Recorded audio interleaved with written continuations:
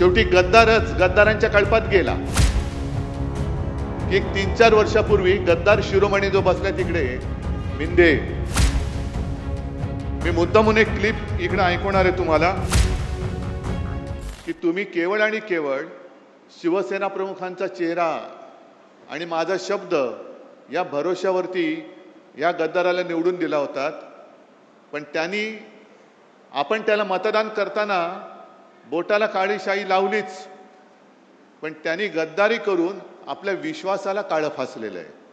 आणि याचा जाब विचारण्याचा अधिकार तुम्हाला आहे. जाब विचारला पाहिजे. शेवटी गद्दारच गद्दारांच्या कळपात गेला.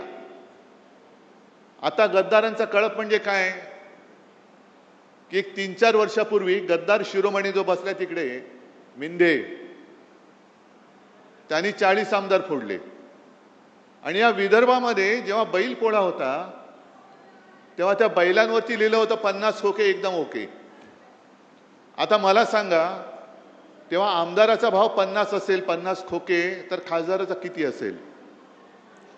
म्हणजे हा एक धंदा झालाय. निवडून यायचं.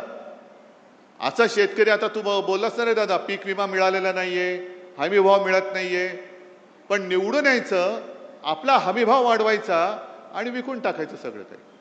मी मुद्दामून एक क्लिप इकडे ऐकवणार आहे तुम्हाला की शेवटी फसगत कशी होते.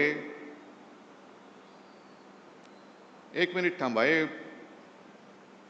हे गद्दार खासदार त्यावेळेला काय बोलले होते, कुठे गेले? थांबा.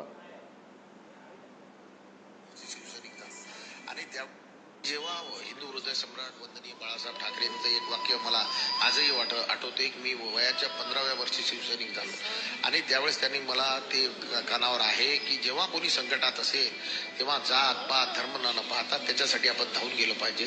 आज शिवसेना संकटात होती. माझी आई 83 वर्षाची होती. तिनं सुद्धा सांगितलं की शिवसेनेसाठी आपल्याला जायचं. हो, आता आईची आठवण आलेली आहे. मला सांगितलं होतं शिवसेनेला सहकार्य करत, म्हणून आज मोठ्या प्रमाणावर त्या ठिकाणी हो बिलकुल ठाकरे साहेब. हे ऐकायला आलं का तुम्हाला? आईला काय वाटेल? आईची शपथ घेऊन जर हे गद्दारी करणार असेल तर खरोखर आईला काय वाटत असेल? आणि चूक आपल्या सगळ्यांची झाली, विशेषतः माझी झाली. आईची शपथ घेतल्यानंतर ह्यांनी पूर्वी एकदा आपल्याशी गद्दारी केली होतीच,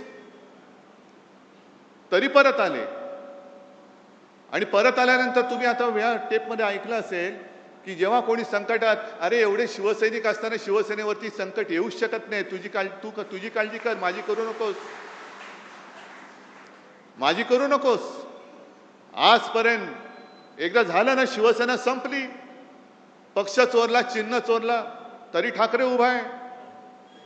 मग आमदार फोडल्यानंतर शिवसेना संपली होती, तर तुमच्या विरोधात नाकावर टिचून या सर्व तमाम जनतेने 9 खासदार आपल्या हक्काच्या मशालीवरती निवडून आणले होते.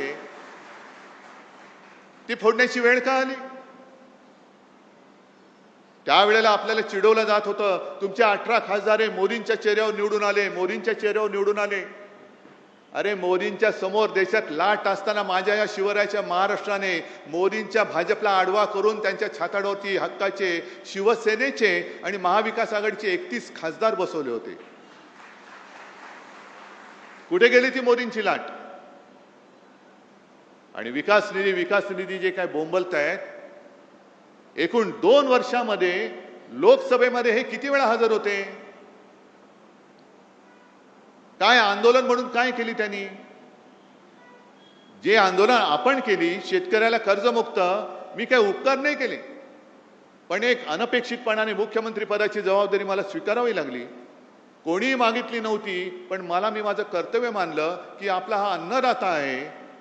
सगळेजण म्हणतात मी शेतकऱ्याचा मुलगा आहे, मी शेतकऱ्याचा मुलगा आहे. अरे मग मुलगा असशील तर शेतकऱ्याच्या मुलाच्या निष्ठेला जाग ना. तू का शेतकऱ्याची गद्दारी करतोयस?